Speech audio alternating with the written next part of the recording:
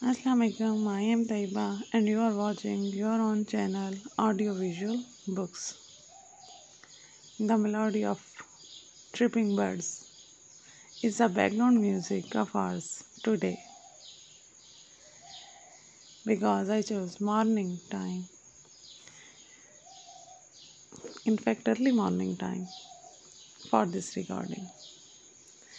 It is because the book we are reading, that is The Secrets of the Self by Allama Muhammad Iqbal, is a new morning in our life.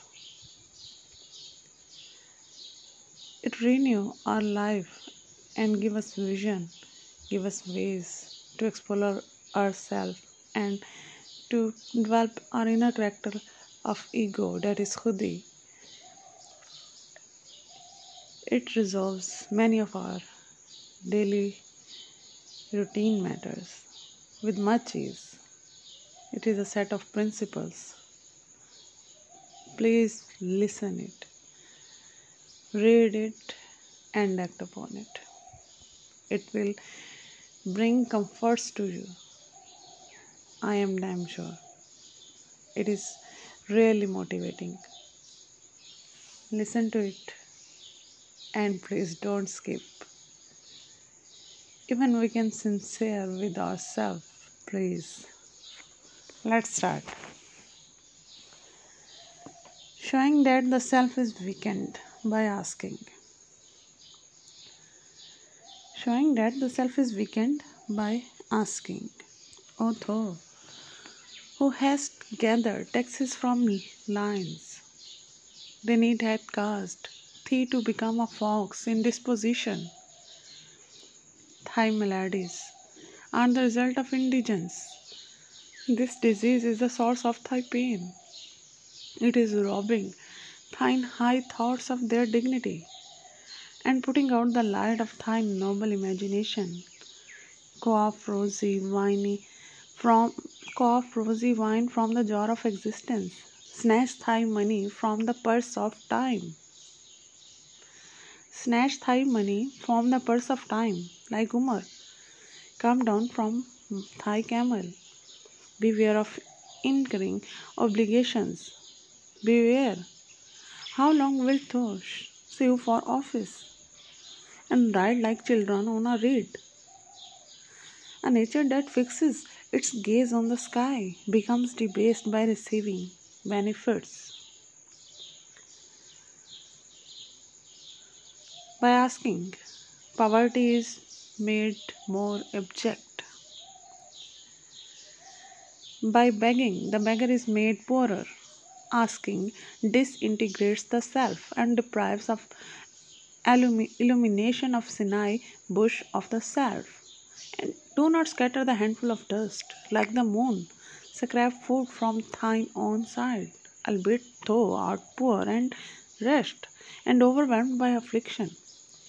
Seek not thy daily bread from the bounty of another.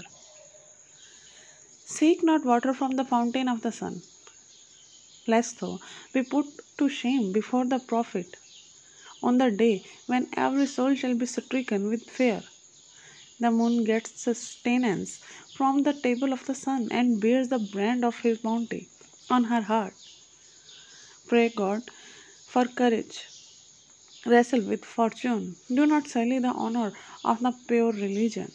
He who swept the rubbish of idols out of the Kaaba said that God loves a man that earns his living. Woe to him but that accepts bounty from another's table, and lest his neck be bent with benefits. He hath consumed himself with the lightning of favors bestowed on him. He hath sold his honor for a paltry coin. Happy the man who thirsting in the sun. Happy the man who thirsting in the sun does not crave of his a cup of water. His bowl is not moist with the shame of beggary. He is a man still, not a piece of clay. That noble youth walks under heaven, with his head erect like the pine. Are his hands empty? The more is the master, the more is he master of himself. Do his fortunes languish? The more alert is he. A whole ocean, if gained by begging, is but a sea of fire. A whole ocean, if gained by begging, is but a sea of fire. Sweet is a little dew gathered by one's own hand. Be a man of honor, and like the bubble, keep the cup inverted, even in the midst of the sea.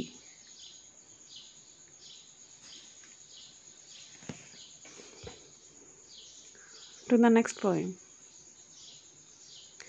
Showing that when the self is strengthened by love, it gains dominion over the outward and inward forces of the universe.